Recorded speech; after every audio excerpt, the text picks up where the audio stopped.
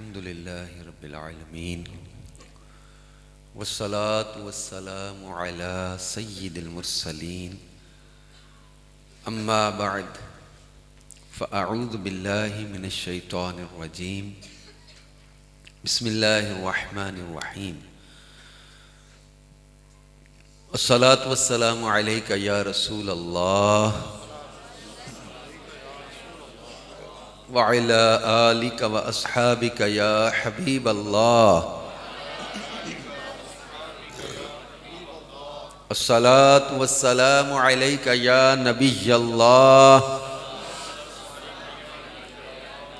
وعلى آلك وأصحابك يا نور الله نويت سنة الاعتكاف اللہ پاک کے آخری نبی رسول ہاشمی صلی اللہ علیہ وآلہ وسلم نے ارشاد فرمایا من قرأ القرآن وحمد الرب وصلى على النبی صلی اللہ علیہ وسلم واستغفر ربہ فقد طلب الخیر مکانہ. فرمایا جس نے قرآن پڑھا، اللہ پاک کی حمد کی اور نبی صلی اللہ علیہ وآلہ وسلم پر درود بھیجا اور اپنے رب سے مغفرت طلب کی، تو اس نے خیر یعنی بھلائی کو اپنی جگہوں سے تلاش کر لیا. صلو علی الحبیب صلی اللہ علی محمد وعلی آلہ وصحبہ وبارک وسلم. صلاۃ و سلاما علیک یا رسول اللہ، صلاۃ و سلاما علیک یا حبیب اللہ. کعبے کے بدر الدجا تم پہ کروڑوں درود، طیبہ کے شمس الضحیٰ تم پہ کروڑوں درود، شافع روز جزا تم پہ کروڑوں درود، دافع جملہ بلا تم پہ کروڑوں درود. خلق کے حاکم ہو تم، رزق کے قاسم ہو تم سے ملا جو ملا تم پہ کروڑوں درود. تم ہو جواد و کریم، تم ہو رؤوف و رحیم، بھیک ہو داتا عطا تم پہ کروڑوں درود. گرنے کو ہوں روک لو، غوطہ لگے ہاتھ دو، ایسوں پر ایسی عطا تم پہ کروڑوں درود. آس ہے کوئی نہ پاس، ایک تمہاری ہے آس، بس ہے یہی آسرا تم پہ کروڑوں درود. بے ہنر و بے تمیز کس کو ہوئے ہیں عزیز، ایک تمہارے سوا تم پہ کروڑوں درود. ہم نے خطا میں نہ کی، تم نے عطا میں نہ کی، کوئی کمی سرورا تم پہ کروڑوں درود. ایسوں کو نعمت کھلاؤ، دودھ کے شربت پلاؤ، ایسوں کو ایسی غذا تم پہ کروڑوں درود. بس آنکھ عطا کیجئے، اس میں ضیا دیجئے، جلوہ قریب آ گیا تم پہ کروڑوں درود. دل کرو ٹھنڈا میرا، وہ کفے پا چاند سا سینے پہ رکھ دو ذرا تم پہ کروڑوں درود. سینے کے ہیں داغ داغ، کہہ دو کر دے باغ باغ، طیبہ سے آ کر صبا تم پہ کروڑوں درود. اس کام وہ لے لیجئے تم کو جو راضی کرے، ٹھیک ہو نام رضا اور ٹھیک ہے نام رضا، ان کے صدقے ٹھیک ہو نام گدا تم پہ کروڑوں درود. صلاۃ و سلاما علیک یا رسول اللہ، صلاۃ و سلاما علیک یا حبیب اللہ. صلو علی الحبیب صلی اللہ علی محمد صلی اللہ علیہ وآلہ وسلم. پیارے پیارے اسلامی بھائیوں، آج الحمدللہ اس دستار فضیلت اظہار تشکر اجتماع میں خاص نسبت ہمیں مل گئی کہ آج 22 جمادی الآخر ہے. اسلامی مہینہ جمادی الاخری، جمادی الآخر جسے کہا جاتا ہے، اس کی آج 22 تاریخ ہے. اور 22 جمادی الاخری مسلمانوں کے پہلے خلیفہ بلا فصل، افضل البشر بعد الانبیاء بالتحقیق، امیر المؤمنین، وزیر رسول حضرت سیدنا ابو بکر صدیق رضی اللہ عنہ کا یوم وصال ہے. ہمارے اسلام کے پہلے خلیفہ حضرت ابو بکر صدیق کا یوم ہے، یہ یوم صدیق اکبر. تو تو اس نسبت سے بھی کچھ ہم باتیں کریں گے، اور پھر ان بچوں کے لیے بھی انشاءاللہ کچھ مدنی پھول، اور ان کی خوشی کا موقع ہے، آج ان کی دستار فضیلت ہے، جن 13 یا 15 کے قریب بتا رہے ہیں حفظ مکمل کیا، 13، اور ناظرہ تو ماشاءاللہ آتے رہتے ہیں بچے، قرآن مکمل کرتے رہتے ہیں، ایک رونق بنی ہوئی ہے، اور بڑی کم مدت میں اتنی تعداد کا ہو جانا یہاں پر، یہ اس علاقے اور یہاں خاص مالو چک کے عاشقان رسول کا قرآن سے محبت کا انداز نظر آ رہا ہے۔ اللہ اس میں اور برکت عطا فرمائے۔ قرآن پاک میں اللہ پاک نے اپنے پیارے اور آخری نبی صلی اللہ علیہ وسلم اور ان کے صحابہ کا کئی موقعوں پر ذکر فرمایا، کئی مقامات پر ان کا ذکر فرمایا۔ جیسے مشہور آیت ہے سورہ فتح کی آخری آیت، اللہ پاک نے فرمایا محمد رسول اللہ والذین معہ اشداء علی الکفار رحماء بینہم تراہم رکعا سجدا یبتغون فضلا من اللہ ورضوانا۔ اس میں خاص نبی کریم صلی اللہ علیہ وسلم کا ذکر فرما کے پھر اس کی الگ الگ تفسیر میں مفسرین نے لکھا ہے۔ ایک تو یہ جامع صحابہ کا ذکر ہو رہا ہے، پھر الگ الگ اس کا بیان کرتے ہوئے مفسرین نے بیان کیا محمد رسول اللہ، اس سے مراد نبی کریم صلی اللہ علیہ وآلہ وسلم ہے۔ اللہ فرماتا ہے محمد صلی اللہ علیہ وسلم اللہ کے رسول ہیں۔ والذین معہ، اس سے مراد صدیق اکبر ہے۔ اشداء علی الکفار، اس سے مراد فاروق اعظم ہے۔ رحماء بینہم، اس سے مراد عثمان غنی ہے۔ تراہم رکعا سجدا، اس سے مراد مولا کائنات مولا علی شیر خدا ہے۔ تو یوں رسول پاک صلی اللہ علیہ وسلم کے ان چاروں خلفاء کا ذکر اس آیت میں کیا گیا۔ سیدی اعلیٰ حضرت امام اہل سنت نے فتاوی رضویہ کی غالباً 28ویں جلد میں اس ٹاپک کو بیان کیا ہے۔ انبیاء کرام کے بعد سب سے افضل فرمائے یہ چار ہیں۔ سارے نبیوں کے بعد سارے انسانوں میں سب سے افضل یہ چار خلفائے راشدین۔ پھر ان میں افضلیت کی وہی ترتیب ہے کہ سب سے پہلے صدیق اکبر، پھر فاروق اعظم، پھر عثمان غنی، پھر مولا علی رضوان اللہ تعالی علیہم اجمعین۔ یہ ترتیب افضلیت کی بھی یہی ہے۔ یوں سرکار دو عالم صلی اللہ علیہ وسلم کے سارے صحابہ شان والے، ان میں عشرہ مبشرہ وہ خاص، پھر ان عشرہ مبشرہ میں خاص یہ چار جن کا اس آیت میں خاص ذکر بھی ہے۔ پھر رضی اللہ عنہم ورضوا عنہ میں ان سارے صحابہ کا اللہ نے ذکر فرمایا، اللہ ان سے راضی، یہ اللہ سے راضی۔ پھر وہ آیت مبارکہ جس میں اللہ پاک نے سارے صحابہ کا ذکر کیا، فتح مکہ سے پہلے والے بعد والے سب کا ذکر کر کے اللہ رب العزت نے فرمایا کُلًّا وعد اللہ الحسنى، ان سب کے ساتھ اللہ نے جنت کا وعدہ کر لیا ہے۔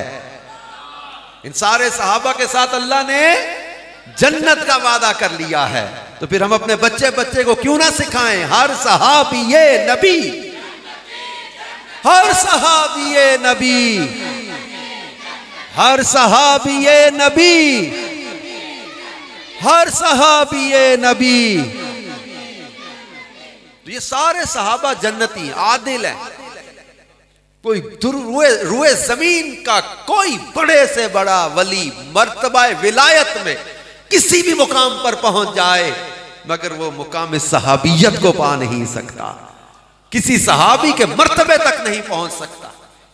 یہ صحابہ اکرام کی فضیلت اور شان یہ ہے۔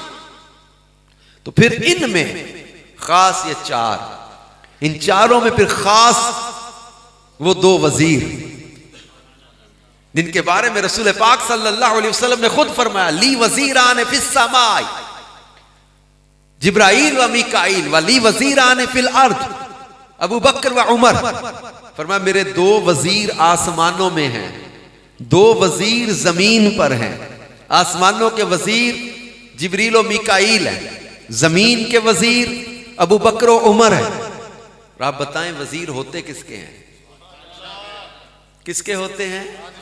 تو امیر علیہ سنت نے سچ لکھا نا کہ تیری عرش پر حکومت، تیری فرش پر حکومت، تو شہنشاہ زمانہ، مدنی مدینے والے، دو جہان کے خزانے دیے ہاتھ میں خدا نے، تیرا کام ہے لٹانا، مدنی مدینے والے۔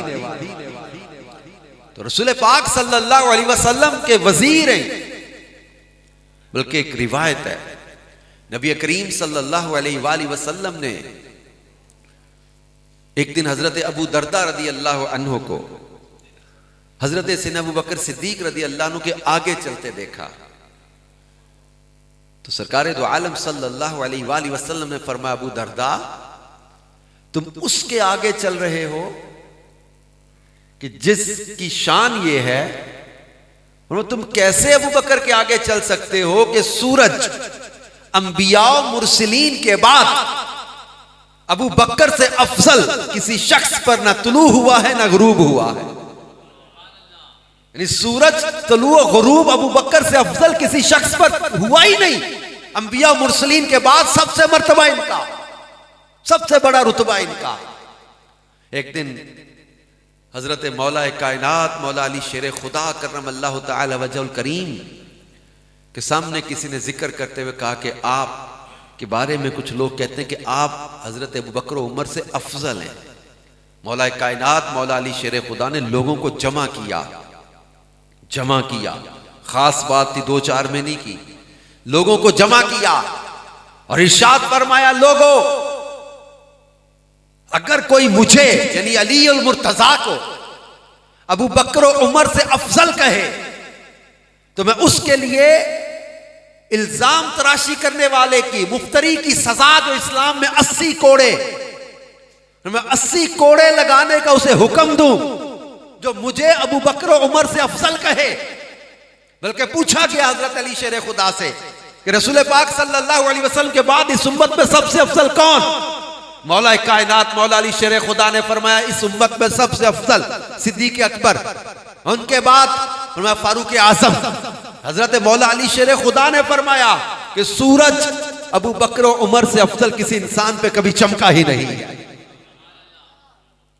پھر وہ جو قرآن پاک کی آیت ہے جس میں اللہ پاک نے فرمایا والذی جاء بالصدق وصدق بہ، فرمایا وہ جو سچ لے کر آئے، والذی جاء بالصدق وصدق بہ، اس کی تفسیر جو مولا کائنات مولا علی شیر خدا نے اور کئی مفسرین نے اس کی تفسیر جو بیان کی ہے، اس میں فرمایا والذی جاء بالصدق سے مراد رسول پاک صلی اللہ علیہ وسلم ہے جو اللہ کی توحید کا پیغام لے کر آئے، اسلام لے کر آئے، آنے والے مصطفیٰ صلی اللہ علیہ وسلم، وصدق بہ، اور ان کی تصدیق کرنے والے سے مراد مولا کائنات فرماتے اس آیت میں مراد صدیق اکبر رضی اللہ تعالیٰ عنہ ہے۔ یہ قرآن کی آیات خاص صدیق اکبر کی شان و عظمت کو بیان کر رہی، بلکہ سورہ توبہ کی وہ آیت اس کا ایک جز جس کے اندر اللہ پاک نے فرمایا ثانی اثنین اذ ہما فی الغار اذ یقول لصاحبہ لا تحزن ان اللہ معنا فانزل اللہ سکینتہ علیہ۔ اللہ پاک جل شانہ فرماتا ہے کہ جب کہ یہ دو میں سے دوسرے تھے، جب دونوں غار میں تھے، جب یہ اپنے ساتھی سے فرما رہے تھے غم نہ کرو بے شک اللہ ہمارے ساتھ ہے، تو اللہ نے اس پر اپنی تسکین نازل فرمائی۔ یہ کیا تھا؟ یہ واقعہ کیا تھا؟ مسلمانوں کے پہلے خلیفہ امیر المومنین حضرت صدیق اکبر رضی اللہ عنہ رسول پاک صلی اللہ علیہ وسلم کے ساتھ غار ثور میں رہے۔ اب اس آیت کی تفسیر میں تفسیر صراط الجنان کے اندر یہ بیان کیا گیا کہ اس آیت مبارکہ میں جو شان بیان کی، یہ تو اللہ اور اس کے اللہ نے اپنے محبوب علیہ الصلوۃ والسلام اور صدیق اکبر کا ذکر فرمایا، اور یہ آیت مبارکہ کئی اعتبار سے حضرت ابوبکر صدیق رضی اللہ عنہ کی عظمت و شان پر دلالت کرتی ہے۔ تاجدار رسالت صلی اللہ علیہ وآلہ وسلم غار ثور میں اس لیے تشریف لے گئے کہ انہیں کفار کی طرف سے قتل کا اندیشہ تھا، لہٰذا اگر رسول انور صلی اللہ علیہ وآلہ وسلم کو حضرت ابوبکر صدیق رضی اللہ عنہ کے سچے پکے اور صدیق مومن ہونے کا یقین نہ ہوتا تو آپ صلی اللہ علیہ وسلم کسی طور پر بھی انہیں اپنے ساتھ ہم رکابی کا شرف عطا نہ فرماتے، کیونکہ اس طرح جو اندیشہ کفار سے تھا وہ حضرت ابوبکر صدیق رضی اللہ عنہ سے بھی ہو سکتا تھا۔ یہ کلام ان جاہلوں کا جواب ہے جو اس سفر کے حوالے سے بھی صدیق اکبر رضی اللہ عنہ پر اعتراض کرتے ہیں۔ پھر دوسری بات، یہ ہجرت اللہ پاک کی اجازت سے تھی۔ رسول پاک صلی اللہ علیہ وسلم کی خدمت میں مخلص صحابہ کرام کی پوری جماعت موجود تھی، اور وہ حضرت صدیق اکبر کے مقابلے میں نسبی طور پر نبی کریم صلی اللہ علیہ وآلہ وسلم کے زیادہ قریب بھی تھے، لیکن اللہ پاک نے ہجرت کے وقت رسول اکرم صلی اللہ علیہ وسلم کی صحبت میں رہنے کا شرف حضرت ابوبکر صدیق رضی اللہ عنہ کے علاوہ اور کسی کو بھی نہیں عطا فرمایا۔ یہ تخصیص حضرت ابوبکر صدیق رضی اللہ عنہ کے عظیم مرتبے اور بقیہ صحابہ کرام پر آپ کی فضیلت پر دلالت کرتی ہے۔ سارے صحابہ میں ہجرت کے لیے کنہیں چنا گیا؟ نبی پاک کے ساتھ صدیق اکبر رضی اللہ عنہ۔ پھر تیسرا نقطہ اس آیت کی تفسیر میں بیان کیا، دیگر صحابہ کرام حالات کی ناسازی کی وجہ سے ہجرت کر گئے، جبکہ صدیق اکبر نے شدید خوف اور انتہائی خطرناک صورتحال کے باوجود بھی تاجدار رسالت صلی اللہ علیہ وسلم کا قرب نہ چھوڑا، بلکہ صبر و استقامت کے ساتھ رسول اللہ صلی اللہ علیہ وآلہ وسلم کی بارگاہ میں حاضر رہے اور حضور علیہ السلام کی خدمت میں مصروف رہے۔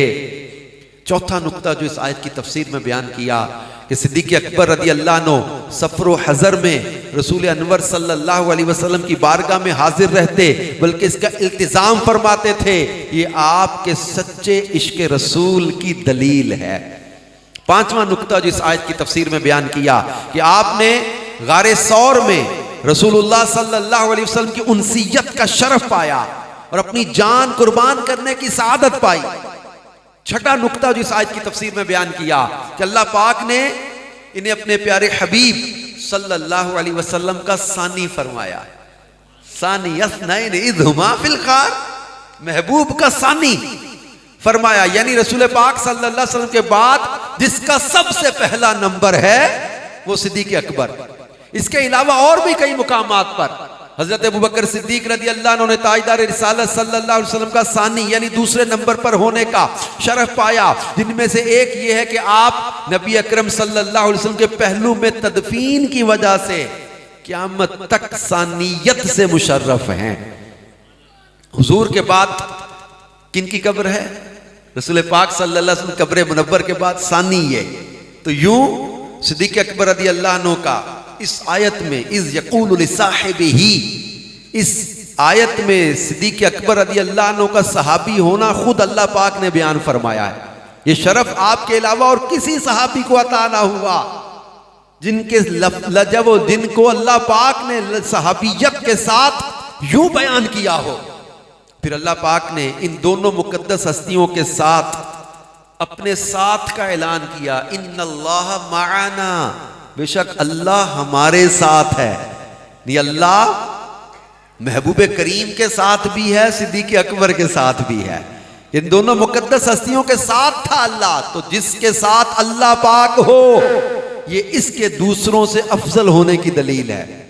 پھر نواں نقطہ اس تفسیر کے تحت جو بیان کیا کہ اللہ پاک کا خصوصیت کے ساتھ حضرت ابوبکر صدیق رضی اللہ عنہ پر سکینہ نازل فرمانا بھی ان کی فضیلت کی دلیل ہے۔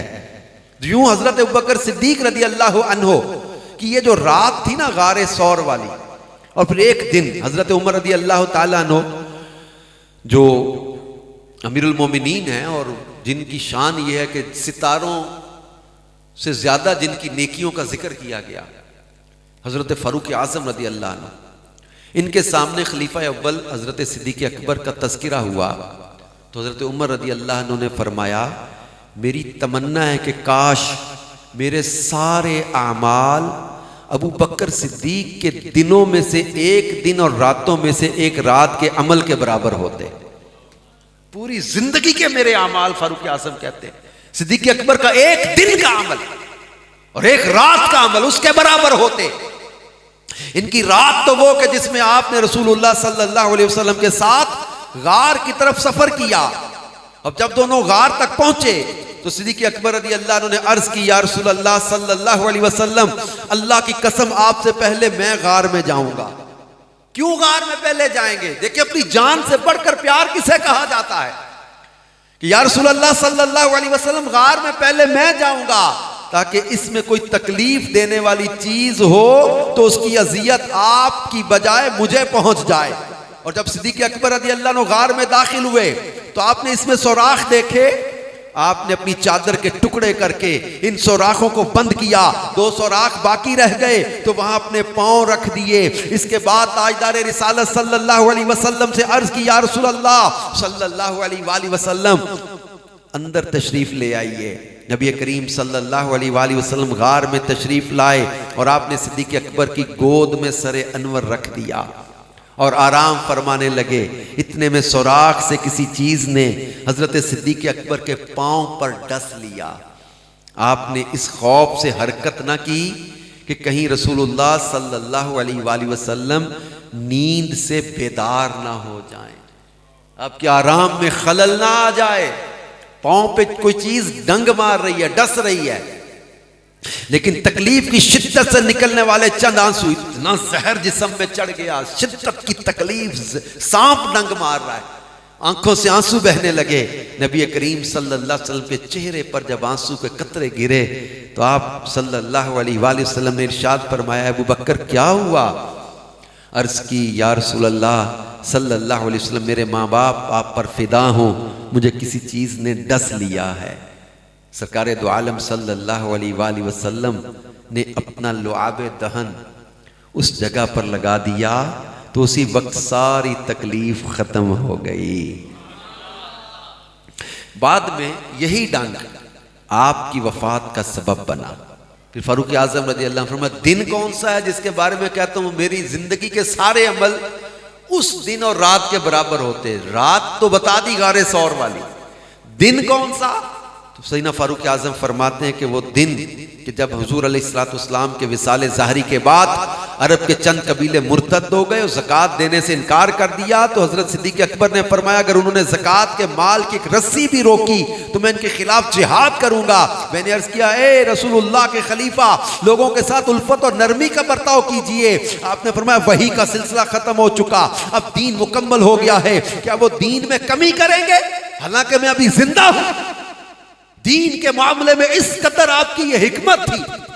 تو یہ سیدنا فاروق اعظم رضی اللہ عنہ نے کہا کہ میرے لیے میری زندگی بھر کے عمل کاش صدیق اکبر کے اس دن کے اور رات کے عمل کے برابر ہوتے۔ اور سیدنا اعلیٰ حضرت امام اہل سنت کہتے ہیں صدیق بلکہ غار میں جان اس پہ دے چکے اور حفظ جان تو جان فروز غرر کی ہے کہ رسول پاک صلی اللہ علیہ وسلم پر جان نچھاور کر دی۔ صدیق اکبر کو سانپ نے ڈس لیا، زہر جسم میں چڑھ گیا، یہ تو اپنی طرف سے جان قربان کر چکے تھے۔ یہ رسول پاک صلی اللہ علیہ وسلم کا معجزہ تھا جو حضور نے لعاب دہن لگا کر زہر کا اثر کھینچ لیا۔ یہ تو جو اپنی غلامی کا حق تھا وہ کر چکے، جان وار چکے۔ تو صدیق اکبر رضی اللہ عنہ جن کا یوم وصال، جن کا جو 22 جمادی الاخری ہم دن مناتے ہیں، حضرت ابوبکر صدیق رضی اللہ عنہ یہ سب سے پہلے اسلام قبول کرنے والے، سب سے پہلے رسول پاک صلی اللہ علیہ وسلم کی تصدیق کرنے والے، مردوں میں سب سے پہلے اسلام انہوں نے قبول کیا۔ اس کی وضاحت لکھی ہے علماء نے، بچوں میں سب سے پہلے مولا علی شیر خدا، عورتوں میں سب سے پہلے حضرت خدیجہ الکبریٰ رضی اللہ عنہا، اور جو ہے وہ غلاموں میں حضرت زید رضی اللہ عنہ، اور آزاد مردوں میں سب سے پہلے صدیق اکبر رضی اللہ عنہ نے اسلام قبول کیا۔ اچھا ان کی اولیت کو الگ علماء نے بیان کیا ہے، ان کی خصوصیات کو الگ بیان کیا ہے۔ صدیق اکبر سب سے پہلے مسلمان، سب سے پہلے خطیب، سب سے پہلے داعی، سب سے پہلے امیر الحج، سب سے پہلے وزیر، سب سے پہلے خلیفۃ المسلمین، سب سے پہلے امیر المومنین کا لقب پانے والے، اپنے والد کی زندگی میں سب سے پہلے امیر المومنین خلیفہ بننے والے۔ ان کی اولیت کو الگ بیان کیا، ان کی خصوصیات کو الگ بیان کیا گیا ہے۔ صدیق اکبر رضی اللہ عنہ وہ ہے جن کو یہ خصوصیت حاصل ہے، یہ خود بھی صحابی، ان کے والد بھی صحابی، ان کا بیٹا بھی صحابی، ان کا پوتا بھی صحابی، جن کی 4 نسلیں شرف صحابیت پائیں انہیں صدیق اکبر کہا جاتا ہے۔ جو سب سے پہلے اسلام قبول کرے ان کو صدیق اکبر کہا جاتا ہے۔ جن کا لقب رب نے صدیق اتارا ان کو صدیق اکبر کہا جاتا ہے۔ مولا کائنات جن کے بارے میں کہیں کہ سورج ابو بکر سے افضل کبھی کسی انسان پہ چمکا ہی نہیں ہے، انہیں صدیق اکبر کہا جاتا ہے۔ وہ امیر المومنین جن کو خلیفۃ المسلمین اور وزیر رسول ہونے کا شرف حاصل ہے، وہ ان کو صدیق اکبر کہا جاتا ہے۔ جو اپنی جان غارِ ثور میں رسول پاک صلی اللہ علیہ وسلم پر وار دیں انہیں صدیق اکبر کہا جاتا ہے۔ اور سب سے پہلے قرآن کو جمع کرنے والے صدیق اکبر، سب سے پہلے جو ہے وہ مسلمانوں کے لیے یا وہ مال خرچ کرنے والے صدیق اکبر، رسول پاک صلی اللہ علیہ وسلم پر اپنا مال نچھاور کرنے والے صدیق اکبر، بڑے بڑے مہنگے غلام خرید کر آزاد کرنے والے صدیق اکبر، جن کی شان قرآن میں رب نے بیان فرمائی وَسَيُجَنَّبُهَا الْأَتْقَى الَّذِي يُؤْتِي مَالَهُ يَتَزَكَّى، جن کی شان کو قرآن بیان کرے وہ صدیق اکبر، جن کی فضائل رب بیان فرمائے وہ صدیق اکبر، جن کے لیے رب نے سلام نازل فرمایا وہ صدیق اکبر، جن کے لیے رب نے پیغام بھیجا کہ محبوب یار سے پوچھو کہ وہ اپنے رب سے راضی بھی ہے کہ نہیں راضی۔ ساری کائنات رب کی رضا کی طالب ہے اور رب فرماتا ہے محبوب ابو بکر سے پوچھو کہ اپنے رب سے راضی بھی ہے کہ نہیں راضی۔ وہ صدیق اکبر جن کو اللہ کے محبوب صلی اللہ علیہ وسلم فرمائے کہ میں نے سب کے احسانوں کا بدلہ چکا دیا مگر ابو بکر کے احسان مجھ پر اتنے ہیں کہ ابو بکر کے احسانوں کا بدلہ قیامت میں اللہ عطا فرمائے گا۔ وہ صدیق اکبر جن کے بارے میں رسول پاک صلی اللہ علیہ وآلہ وسلم نے خود ارشاد فرمایا کہ مجھے کسی کے مال نے اتنا فائدہ نہیں پہنچایا جتنا ابو بکر کے مال نے مجھے فائدہ پہنچایا ہے۔ بلکہ ایک موقع پر رسول پاک صلی اللہ علیہ وآلہ وسلم نے فرمایا کہ نیکی کی 360 خصلتیں ہیں، 360 پارٹس آف نیکی، فرمایا نیکی کی 360 خصلتیں ہیں، ایک خصلت بھی کسی کے اندر آ جائے وہ جنت میں جاتا ہے۔ تو صدیق اکبر رضی اللہ عنہ نے پوچھا آقا کیا ان میں سے کوئی خصلت میرے اندر بھی ہے؟ فرمایا ابو بکر تو وہ بندہ ہے، تو وہ شخص ہے جس کے اندر نیکی کی 360 ساری کی ساری خصلتیں پائی جاتی ہیں۔ نعرہ تکبیر، نعرہ رسالت، نعرہ حیدری، تاجدار ختم نبوت۔ رسول پاک صلی اللہ علیہ وآلہ وسلم نے ایک دن فرمایا کہ مختلف دروازوں سے، جنت کے دروازوں سے آواز دی جائے گی۔ فرمایا کہ باب الصلاۃ سے کسی کو آواز دی جائے گی، آواز باب الجہاد سے کسی کو آواز دی جائے گی، باب الریان سے روزہ داروں کو آواز دی جائے گی، باب الصدقہ سے صدقہ دینے والوں کو آواز دی جائے گی۔ مختلف اس طرح کے دروازوں کا ذکر ہو رہا تھا۔ تو صدیق اکبر رضی اللہ عنہ نے پوچھا یا رسول اللہ صلی اللہ علیہ وسلم کوئی ایسا بھی ہے جسے سب دروازوں سے آواز دی جائے گی؟ فرمایا ابو بکر تو وہ بندہ ہے جسے جنت کے ہر دروازے سے آواز دی جائے گی۔ یہ شان ہے صدیق اکبر رضی اللہ تعالیٰ۔ بلکہ جب رسول پاک صلی اللہ علیہ وآلہ وسلم نے یہ فرمایا نا کہ میں نے سب کے احسانوں کا بدلہ چکا دیا، ابو بکر کے احسانوں کا بدلہ قیامت کے دن اللہ عطا فرمائے گا، تو راوی کہتے ہیں صدیق اکبر رضی اللہ عنہ رونے لگ گئے۔ کئی موقع پر صدیق اکبر اس طرح روئے ہیں کہ آپ کے آنسو آپ کی داڑھی سے ٹپکتے تھے۔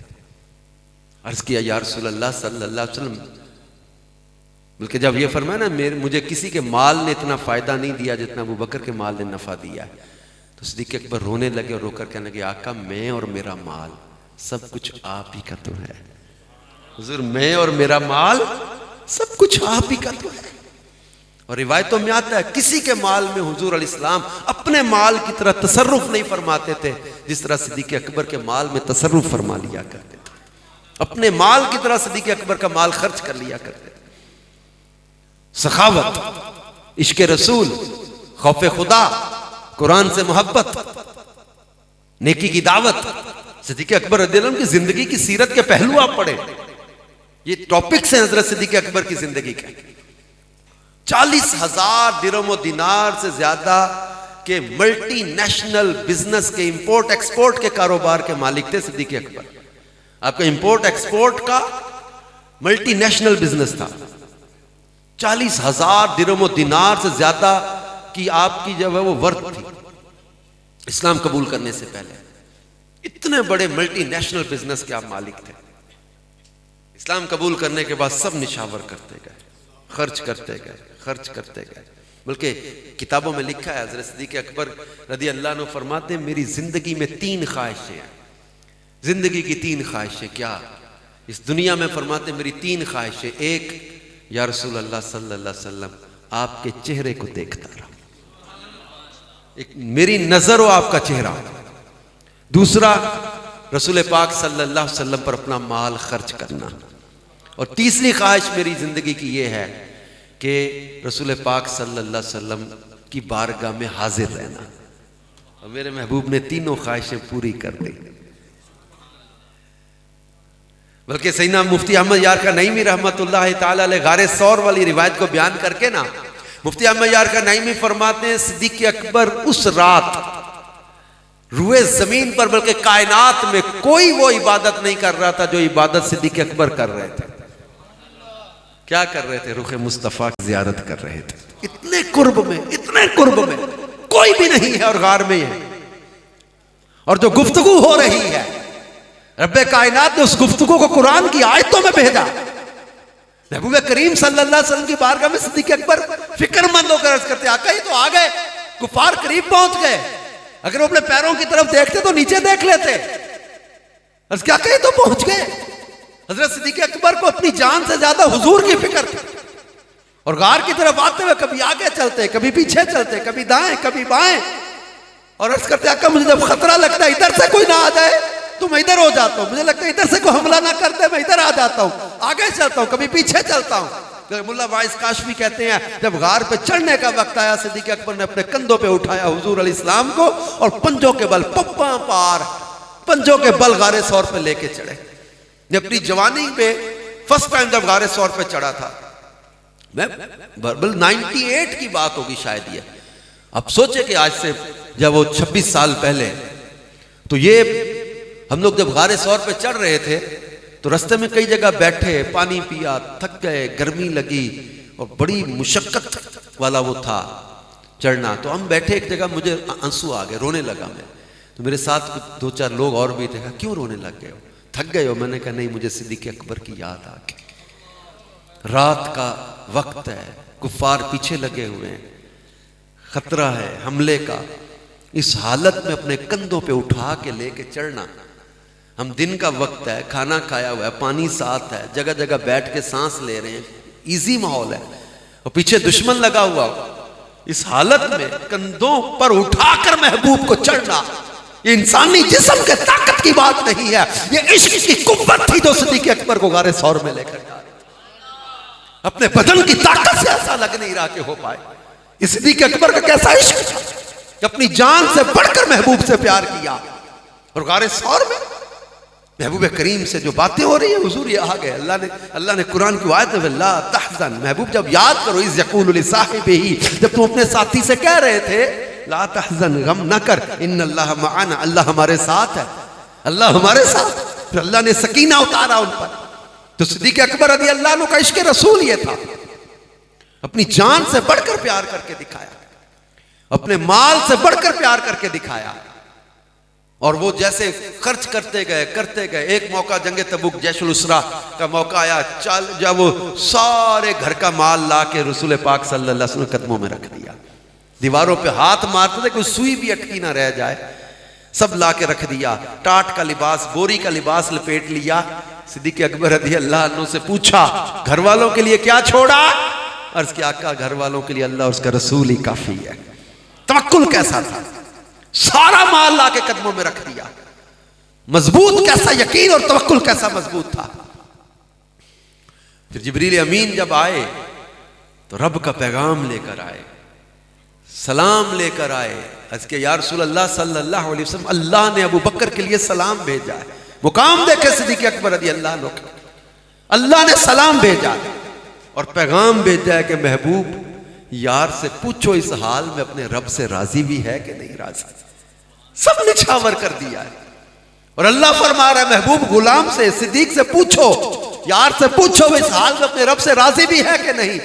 راوی کہتے ہیں میں نے دیکھا مجمع میں صدیق اکبر گھٹنوں کے بل اٹھے, آنسو بہتے تھے, داڑھی سے ٹپک رہے تھے آنسو, اور روتے ہوئے کہنے لگے یا رسول اللہ ابن ابی قحافہ میں یہ جرت کہ اپنے رب کا شکوہ کرے, میں اپنے رب سے راضی ہوں راضی ہوں راضی ہوں. صدیق اکبر رضی اللہ عنہ کا مقام ایسا کہ رب نے ان کے لیے سلام بھیجا, رب نے ان کے لیے پیغام بھیجا, اور سارا مال نچھاور, کئی بار مال نچھاور کیا, کئی بار مال قربان کیا. ایک پرانا جاننے والا ملا, تو ایک دن صدیق اکبر رضی اللہ عنہ سے ملاقات ہوگی. میں نے غالباً کلدہ بن امیہ کا ہے یا کسی اور کا ذکر ہے. وہ کہتا ہے کہ میں نے ابو بکر صدیق رضی اللہ عنہ کو دیکھا پھٹے ہوئے کپڑوں میں. تو اس نے کہا ابو بکر تم نے بڑے گھاٹے کا سودا کیا, بڑے لاس کا تم نے بزنس کیا. انویسٹمنٹ کرتا ہے بزنس مین, اس پر اپنا ریوارڈ دیکھتا ہے, اپنا پروفٹ دیکھتا ہے, مجھے ملے گا کیا. اس نے کہا کہ تم نے اسلام پر خرچ کیا, تمہیں ملا کیا؟ پیسے چلے گئے تمہارے, بزنس چلا گیا. تم نے اسلام پر خرچ کیا, اس کے بدلے تمہیں کیا ملا؟ امیروں کی دوستی کے بدلے غریبوں کی دوستی, بہترین لباس کے بدلے پھٹے ہوئے کپڑے, مہنگے کھانوں کے بدلے یہ سوکھی روٹیاں. کلدہ بن امیہ نے کہا ابو بکر تم خسارے میں چلے گئے, تم نقصان میں چلے گئے.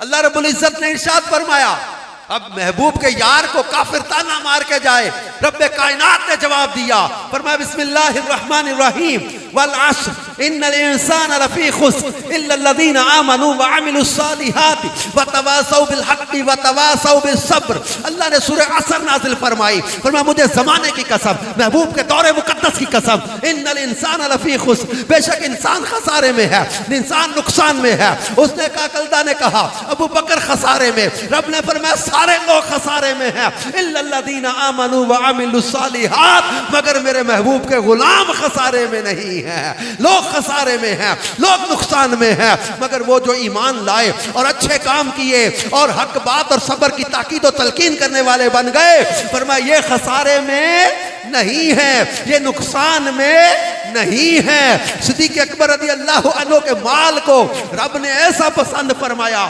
آخری پارہ 30ویں پارے میں اللہ پاک نے فرمایا وَسَيُجَنَّبُهَا الْأَتْقَى, وہ جو بڑا متقی ہے وہ جہنم کی آگ سے دور رکھا جائے گا. الَّذِي يُؤْتِي مَالَهُ يَتَزَكَّى, جو تزکیے کے لیے اپنا مال خرچ کرتا ہے.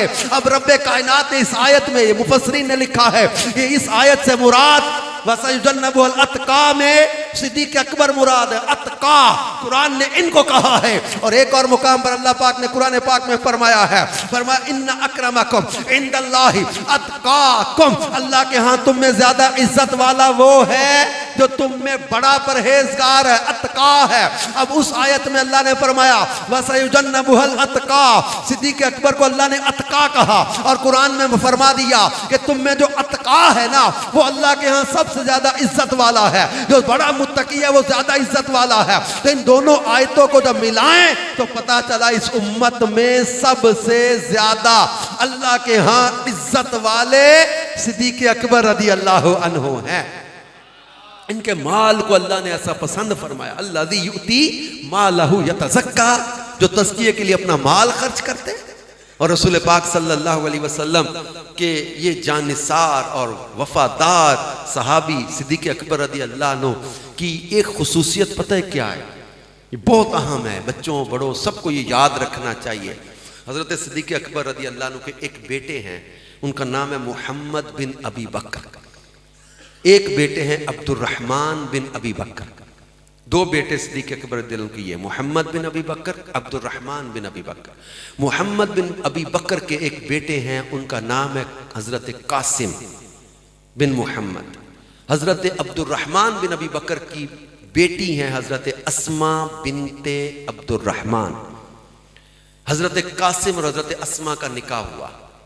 حضرت ابو بکر صدیق کے ایک پوتے ہیں جو حضرت محمد بن ابی بکر کے بیٹے ہیں حضرت قاسم, اور حضرت ابو بکر رضی اللہ عنہ کے ایک پوتی حضرت اسما بنت عبد الرحمن.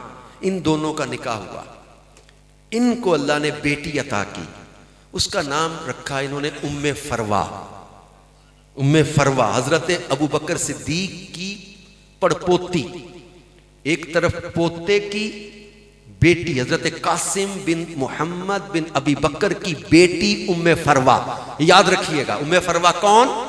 حضرت ابو بکر کے پوتے کی بیٹی، ٹھیک، ام فروا. اور ادھر حضرت مولا کائنات مولا علی شیر خدا اور سیدہ خاتون جنت شہزادی کونین، ان کے بیٹے حضرت امام حسین رضی اللہ عنہ. حضرت امام حسین کے بیٹے حضرت امام زین العابدین رضی اللہ عنہ. حضرت امام زین العابدین کے بیٹے امام باقر، امام باقر کا نکاح ہوا ام فروا سے.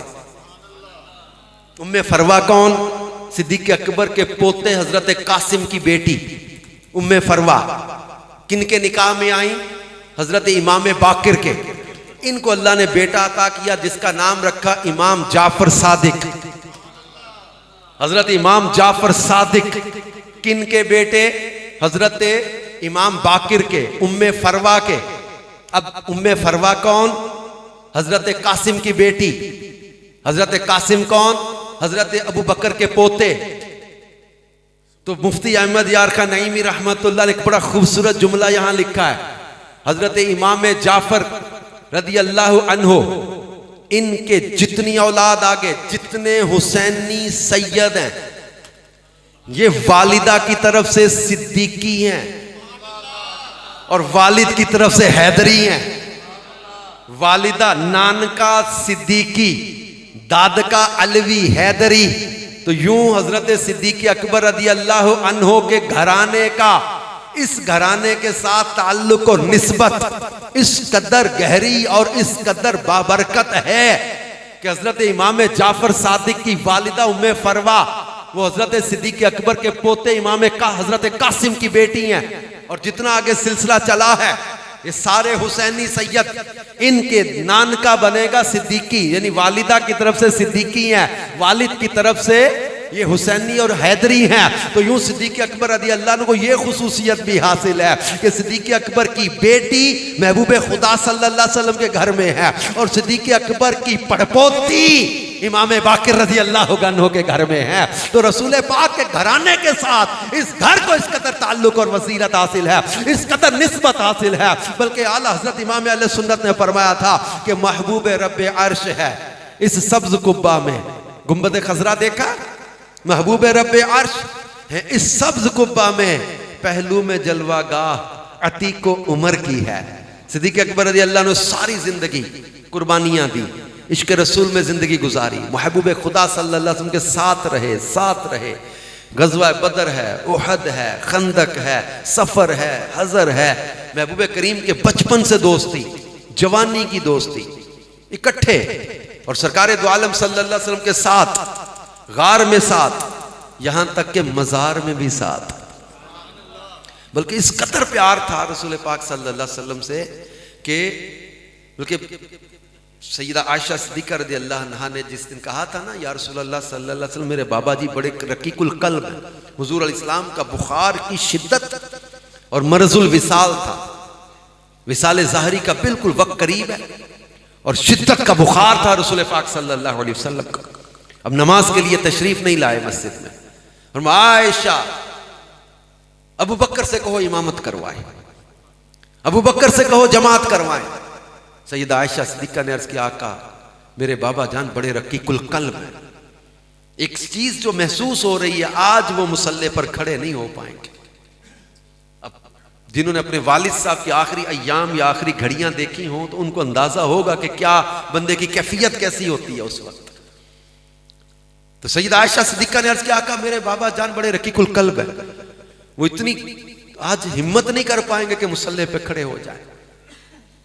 فرمایا عائشہ ابو بکر سے کہو جماعت کروائیں، امامت کروائیں. تو ایک جملہ ارشاد فرمایا اس وقت رسول پاک صلی اللہ علیہ وآلہ وسلم نے فرمایا بے شک اللہ اور ایمان والے ابو بکر کے علاوہ کسی اور پر راضی نہیں ہوں گے. اللہ اور ایمان والے ابو بکر کے علاوہ کسی اور پر راضی نہیں ہوں گے. اپنی نیابت، اپنے نائب ہونے کا اعلان مصلی پر کھڑے کر کے رسول پاک کر رہے ہیں.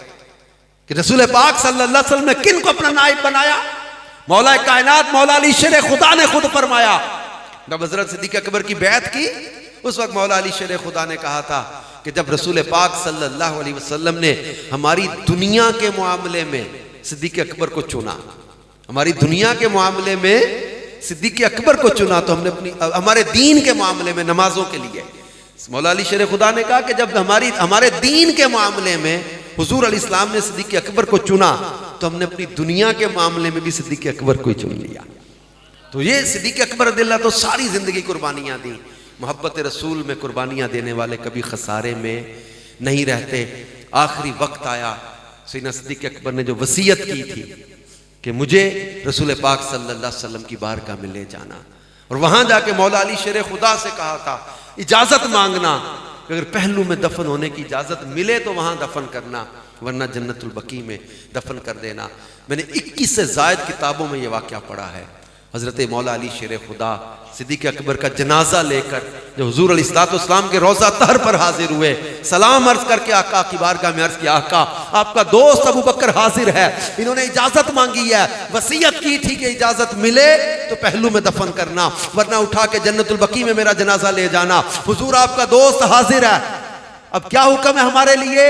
اجازت ہو تو یہاں دفن کر دیں، نہیں تو اٹھا کے جنت البقیع میں لے جائیں.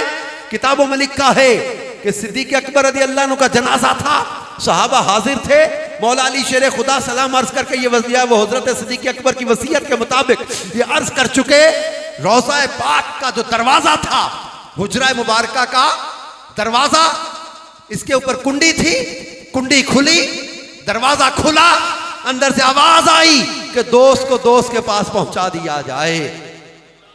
یہ محبت کا صلہ دیا جا رہا ہے، دکھایا جا رہا ہے.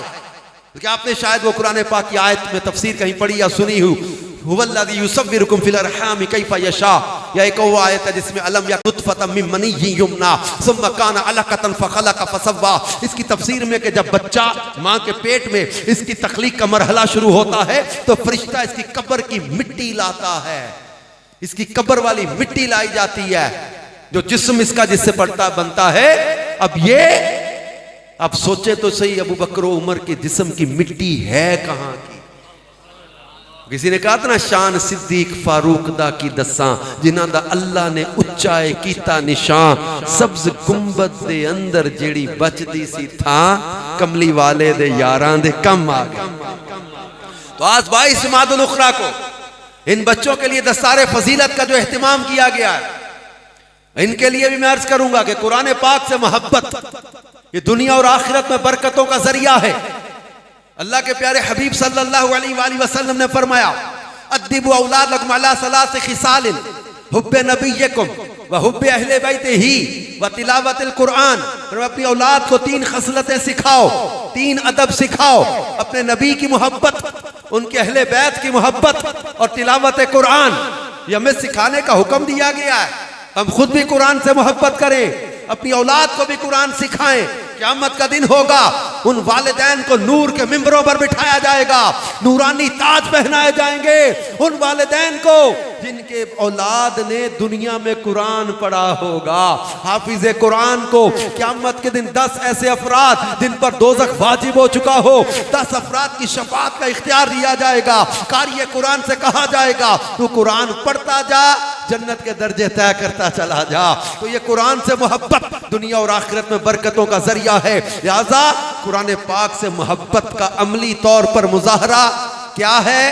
اس کا ادب کریں، تعظیم کریں، اس کی تلاوت کریں، اس کا ادب و احترام کے ساتھ حقوق کا خیال رکھتے ہوئے، قواعد کا خیال رکھتے ہوئے قرآن کی تلاوت کرنا. حق کا تلاوت ہی اس کی تفسیر میں لکھا ہوا ہے. قرآن کا ادب یہ حق یہ ہے کہ اس کو درست مخارج کے ساتھ پڑھا جائے، اس پر عمل کیا جائے، اس کو ادب و شوق کے ساتھ پڑھا جائے.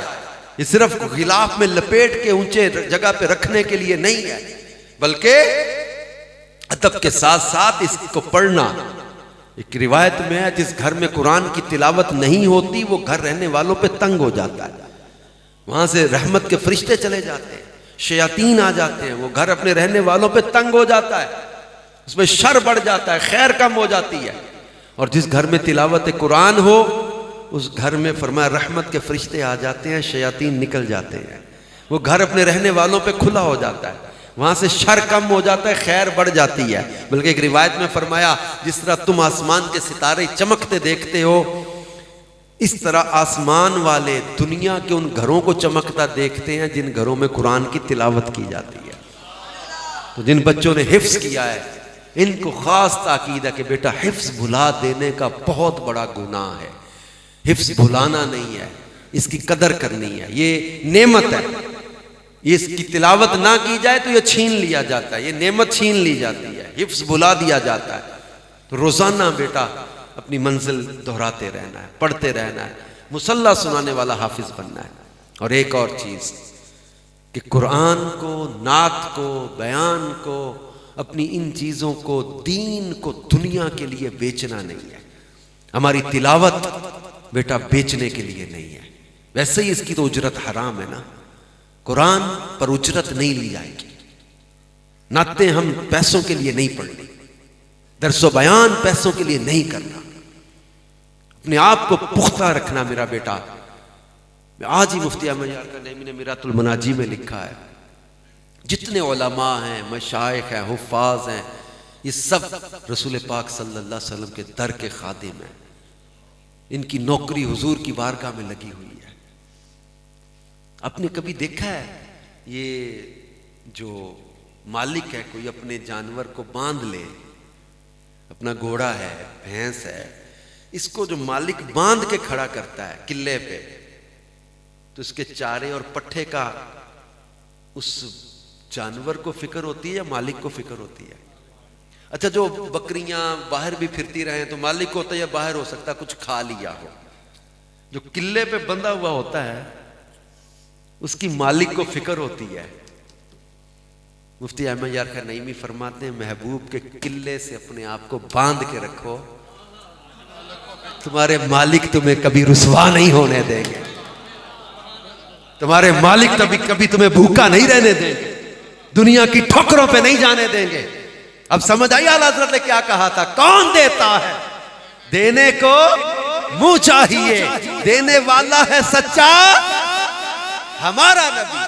اپنے آپ کو مضبوط کرو میرا بیٹا، یہ پیسوں کے پیچھے نہ بھاگنا، ختموں کے پیچھے نہ بھاگنا، ختم پڑھیں، نعتیں پڑھیں، بیان کریں، قرآن پڑھیں، مگر دنیا کے لیے نہیں، پیسوں کے لیے نہیں۔ محبوب کبھی تمہیں محتاج نہیں ہونے دیں گے۔ کم و بیش 30 سال سے زیادہ ہو گئے کالج یونیورسٹی سے جب سے میں نکلا، آپ لوگ تو دیکھ رہے ہیں یار، میں بیانات کر رہا ہوں، ابھی ہم نے پیسے نہیں لیے بیان کے، کیا بھوکے رہ گئے یار؟ ہم نے بیان کے پیسے نہیں لیے، نہیں لیتے، کیا بھوکے رہ گئے؟ کیا محبوب نے محتاج بنا دیا؟ نہیں، کہ وہ کیا خوبصورت بات کی تھی، کسی کو حالات کیوں بتائیں، کسی کا احسان کیوں اٹھائیں، تمہیں سے مانگیں گے تم ہی دو گے، تمہارے در سے ہی لو لگی۔ محبوب جس کی نوکری کرنی ہے انہی سے لینے ہیں، اور وہ تمہیں رسوا نہیں ہونے دیں گے۔ میرا بیٹا خودداری اپنے اندر پیدا کرنی ہے، سیٹھوں کے پیسوں پہ نظر نہیں رکھنی، ان کے دلوں پہ نظر رکھنی ہے، ان کے دل حضور کے عشق والے بنانے، ہم نے تلاوت سنا کے، نعت سنا کے، بیان سنا کے ان کو عاشق رسول بنانا ہے، ان کے پیروں کا کارپٹ نہیں بننا، ان کی خوشامدیں نہیں کرنی۔ مدینے بھی جانا ہے نا تو محبوب سے مانگیں گے، اور محبوب جس اپنے نوکر کی ڈیوٹی لگا دیں گے وہ آ کے خود کہہ دے گا چل تیرا مدینے جانے کا سفر بن گیا۔ اب مضبوط رہو، محبوب کے در پہ بڑے رہو، بس ٹھیک طے ہوا میرا بیٹا؟ ختموں پہ، پیسوں کے لیے اور اس طرح کے نذرانوں کے پیچھے نہیں بھاگنا، مضبوط رہنا، حافظ بننا ہے، با عمل اور با اثر حافظ قرآن بننا ہے۔ کیونکہ با عمل با اثر ہوتا ہے، اور یہ پیسوں کا لالچی اور ہرس والا، وہ چیزوں کا لالچ، کھانے کا لالچ، اس طرح کے لالچ ہوں گے تو وہ خودداری نہیں بچے گی، وہ عمل کا جذبہ نہیں رہے، وہ خلوص نہیں رہے گا تو وہ تاثیر نہیں رہے گی۔ ویسے اس مسئلے کو ہر ایک اپنے طور پر نہ لے لیجئے گا، بیان کے پیسے لینا دینا جائز ہے۔ دیکھیں میں اس کو پوری تفصیل ہے، یہ موضوع پورا الگ ہے، لیکن میں خودداری کی بات کر رہا ہوں۔ امام صاحب کی کہیں کل تنخواہ نہ بند کر دینا، امام کی تنخواہ جائز ہے، خطیب کی خدمت جائز ہے، بلکہ دینی چاہیے، بلکہ زیادہ دینی چاہیے، اتنی دینی چاہیے کہ ان کو دنیا کا کچھ اور کرنا ہی نہ پڑے۔ عام دنیا داروں سے بہت زیادہ ان کی ہونی چاہیے کہ ان کو کچھ کسی قسم کی کاروباری دنیاوی معاش کی فکر ہی نہ ہو. اس قدر یہ للہیت کے ساتھ کام کر رہے ہیں. ان کی خدمت کرنی چاہیے. لیکن میں ان اپنے طلبہ سے کہہ رہا ہوں بیٹا آپ نے پیسوں کے پیچھے نہیں بھاگنا, دنیا آپ کے قدموں میں خود آئے گی. باقی امامت کی تنخواہ, مؤذن کی تنخواہ, خطیب کی تنخواہ, ان کی اجازتیں علماء نے دی ہیں, یہ جائز ہے. باقی صرف وہ ختم پر, قرآن کی تلاوت پر, اس پر پھر اعلیٰ حضرت نے پوری تفصیل لکھی ہوئی ہے. لیکن ہم نے اپنا ذہن بنا کے رکھنا ہے کہ عوام کو چاہیے کہ ان علماء کی خدمت کریں, سعادت سمجھیں. اور محمود غزنوی کے بارے میں لکھا ہے کہ ان کے ذہن میں کسی نے وسوسہ ڈال دیا کہ تم پتہ نہیں کس کے بیٹے ہو, اور ایک کہ یہ جو علماء ورثۃ الانبیاء والی حدیث ہے پتہ نہیں علماء نے خود ہی اپنی فضیلت کے لیے گھڑ لی ہے, اور ایک یہ کہ پتہ نہیں یار قیامت کے دن اجر ملنے ہیں, نہیں آنی ہے, نہیں آنی. وسوسے. ویسے یہ کامل عاشق والے تھے, وہ ذہن میں سوال آتے رہتے تھے. کتابوں میں لکھا ہے کہ ایک رات خلیفہ یہ جو تھے سلطان محمود غزنوی, یہ اپنی شاہی سواری اور قندیل اور غلاموں کے ساتھ جا رہے تھے. ایک طالب علم کو دیکھا سردی میں باہر ایک گھر تھا کسی کا قریب, اس کی روشنی میں وہ اپنا سبق پڑھ رہا تھا. بیٹا گھر میں کیوں نہیں پڑھتے؟ گھر میں تیل نہیں ہے, چراغ نہیں ہے, سبق یاد کر رہا ہوں. سلطان نے کہا کہ شاہی قندیل اس کے گھر پہنچا دو, اس طالب علم کا سارا خرچہ میرے ذمے جب تک یہ طالب علم پڑھتا رہے گا. اسی رات خواب میں نبی کریم صلی اللہ علیہ وسلم کی زیارت نصیب ہو گئی, اور محبوب کریم علیہ الصلوۃ والسلام نے کیا فرمایا؟ فرمایا جس کا مفہوم ہے اے سبکتگین کے بیٹے, جس طرح تو نے میرے وارث کی عزت کی ہے اللہ قیامت میں تجھے اس کا بدلہ عطا فرمائے گا. وہ تینوں سوالوں کے جواب بھی آ گئے, اور ایک دینی طالب علم کی خدمت کا صلہ بھی مل گیا کہ زیارت رسول نصیب ہو گئی. اس پر علماء نے لکھا کہ اللہ کے محبوب کے دین کے ان خادموں, ان علماء, ان طلباء پر خرچ کرنا کس قدر اجر کا ذریعہ ہے. تو جو لوگ اس مدرسے پر خرچ کرتے ہیں, ان طلباء پر خرچ کرتے ہیں, ان کا یہ چندہ, یہ ڈونیشن, یہ صدقہ, یہ ضائع نہیں جائے گا. یہ بچے زندگی بھر جس مصلے پر قرآن پڑھتے رہیں گے ان خرچ کرنے والوں کو بھی ثواب ملتا رہے گا. بلکہ ہم نے دنیا سے چلے جانا ہے, یہ بچے کسی مصلے پر قرآن سناتے رہیں گے, ان کے قرآن کی تلاوت کا نور ہماری قبر میں بھی پہنچتا رہے گا. اللہ پاک ان طلباء کو, ان علماء کو جو ہے وہ اور برکت دے, اور جو ان پر خرچ کرتے ہیں اللہ ان کو اور ہمت عطا فرمائے. بہت زیادہ مبارکباد یہاں کے مدرسۃ المدینہ صراط مستقیم کے ان تمام طلباء کو, اساتذہ کو, پڑھنے والوں, پڑھانے والوں اور ان پر خرچ کرنے والوں کو اللہ اجر اور برکتیں عطا فرمائے. آمین بجاہ خاتم النبیین صلی اللہ علیہ وآلہ وسلم.